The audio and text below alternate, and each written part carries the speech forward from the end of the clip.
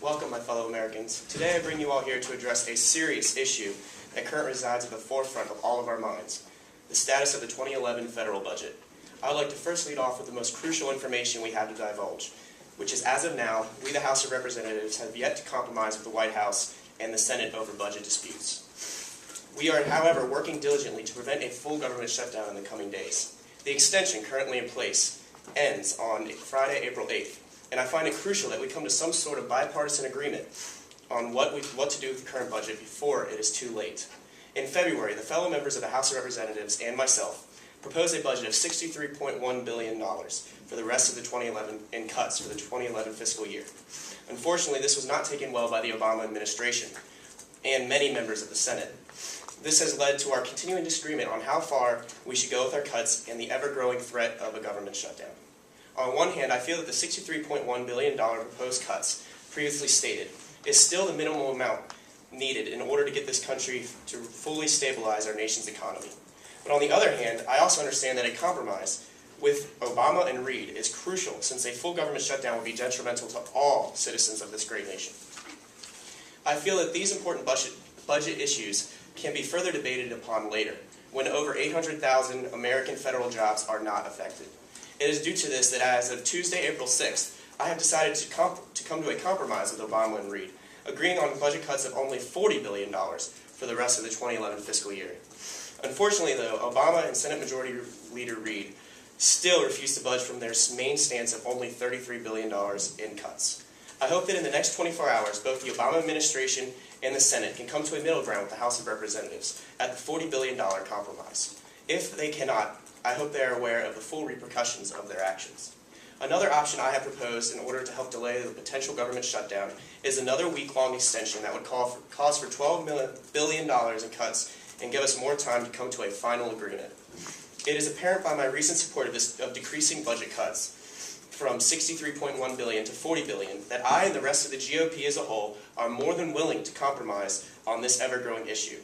I just hope that for the sake of all Americans, that the Democratic members of the Senate and the Obama administration are able to put aside their political motives and come and do the same. I now open the floor for questions. Okay, Johanna with the Wall Street Journal.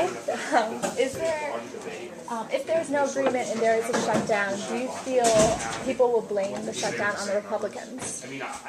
No, I do not feel that they'll blame it on the Republicans, because at the end of the day, we're the ones that have come down from our original stance of $63.1 billion to $40, and I actually previously stated a few hours ago that I would go down to $39, and the Obama administration is still not budged at all on their $33 billion in cut stance. However, didn't you agree to the $33 billion in cuts and then take that back?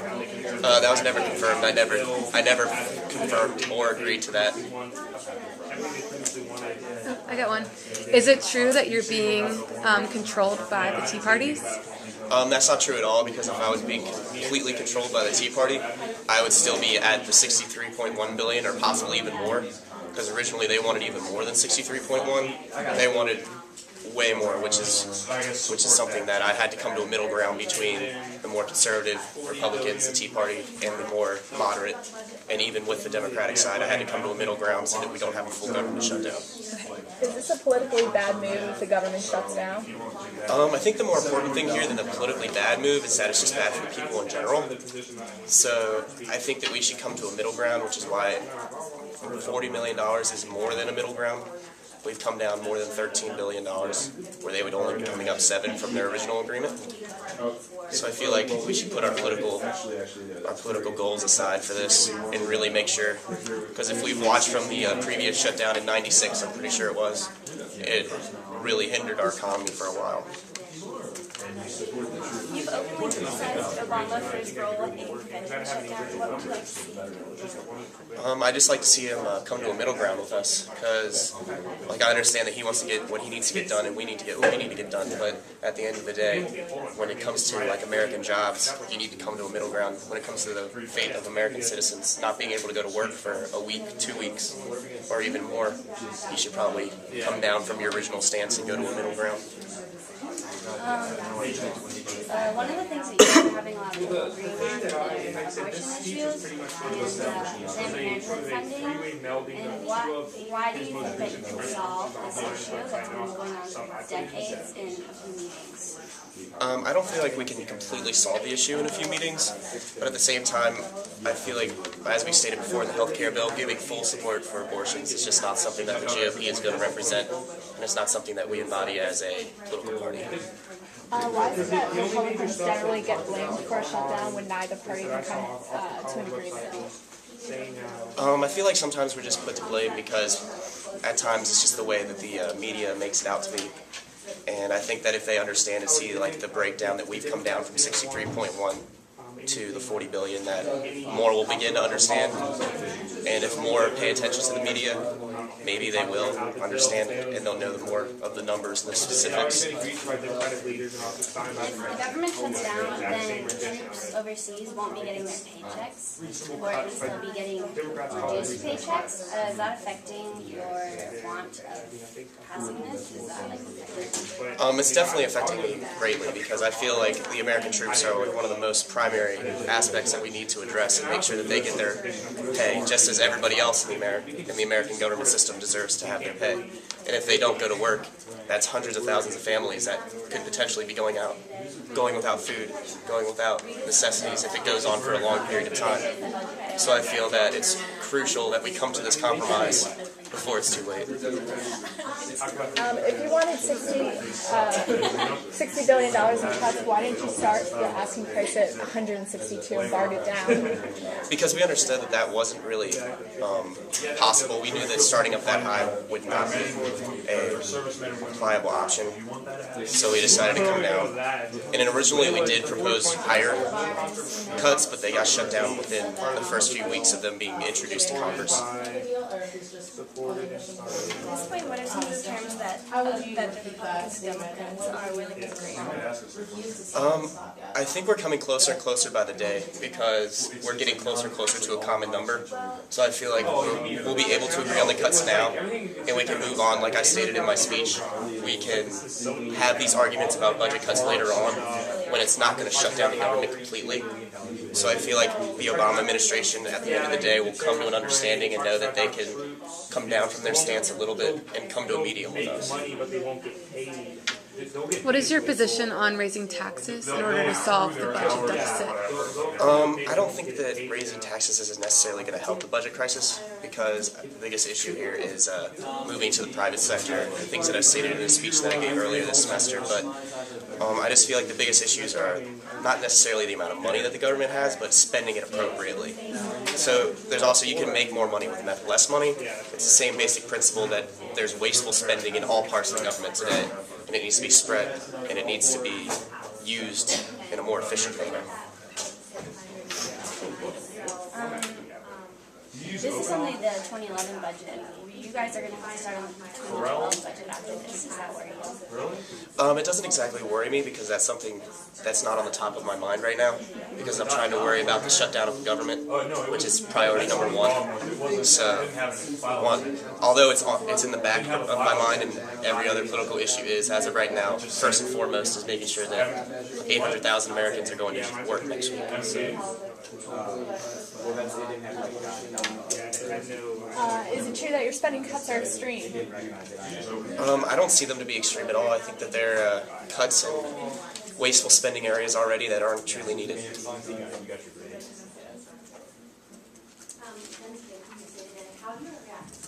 What impression do you think the shutdown will give to the public, their impression of politics? I think this is something we need to talk to, that I've talked to Obama about. We need to talk more. It's not going to look good for either party. It's going to increase the mistrust of government, regardless of what party you come from, whether you're a radical Republican in the Tea Party, or whether you're a moderate. It's just not going to look good for politics as a whole if we can't come to an agreement.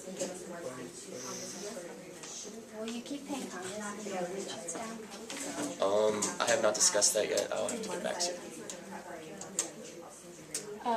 Given that the deficit for the year is 1.6 trillion, why is it that you're only asking for 62 billion for the remainder of the year? The reason why is because we have to start somewhere, and we want to continue to attack this debt, and we want to bring it back down to pre-stimulus package, pre-healthcare status. And in order to do that, we can't just throw all of it into one basket. We have to slowly work at it and get people to come to our side and understand that ruthless spending is not going to cause our government debt to go down. It's only going to cause it to increase. Sorry, 1 second.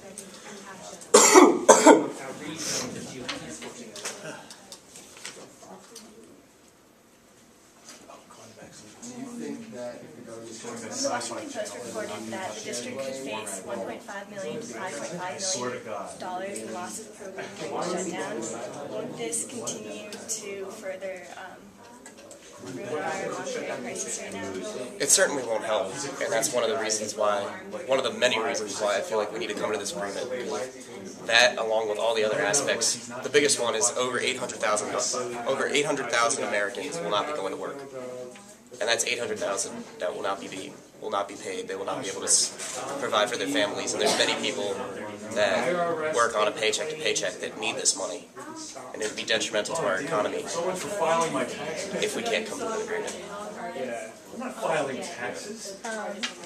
Is it true that your moves are being dictated by the Tea Party? Do you want me to answer that again? Sure. I don't think it is, because they basically, like I said, they wanted much higher cuts than even originally proposed. EPA will shut down except for protection of life.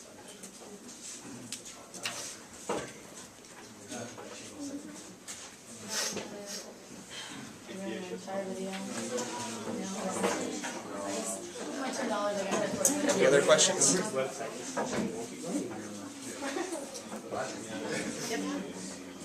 How long could the shutdown potentially go on for?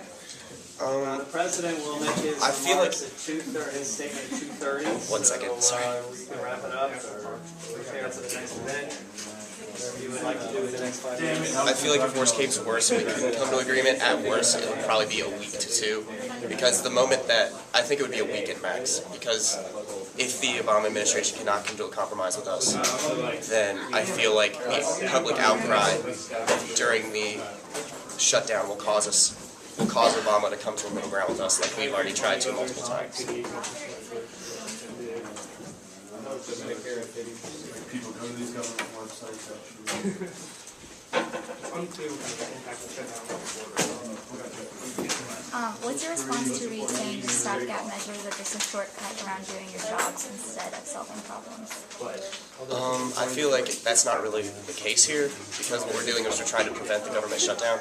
And if he's not going to agree to the compromises that we're bringing forth to him, and if he's just going to reject them, it's better that we keep working towards it, and we keep working towards him maybe coming to a compromise than just completely shutting down. So I feel like it's honestly more him that's not doing his job, and he should probably come to a compromise.